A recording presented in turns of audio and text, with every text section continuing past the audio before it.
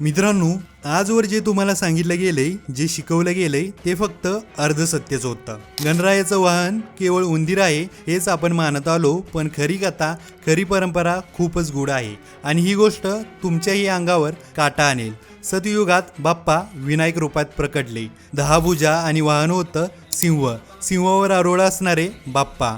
मग आले त्रेतायुग, रामराज्याचं युग. त्यावेळी बाप्पा मयुरेश रूपात 6 भुजा घेऊन मोरावर विराजमान झाले. द्वापार युगात महाभारताच्या रणांगणात रक्तवर्णी गणेश 4 भुजा आणि तेव्हा प्रथम बाप्पा बसले उंदरावर. पण आता या घोर कलियुगात येणार आहे गणरायांचा नवा अवतार, धूम्रकेतू रूप. हातात असेल दिव्य अस्त्र, डोळ्यात प्रज्वलित ज्वाळा आणि वाहन असेल घोडा. गणरायांचे हे 4ही युगातील रूप ही केवळ कथा नाही, हा आपल्या श्रद्धेचा प्रवास आहे. हे सर्व काही सांगतंय की गणराय प्रत्येक युगात आणि प्रत्येक रूपात आपल्या भक्तांचा उद्धार करणारच आहेत.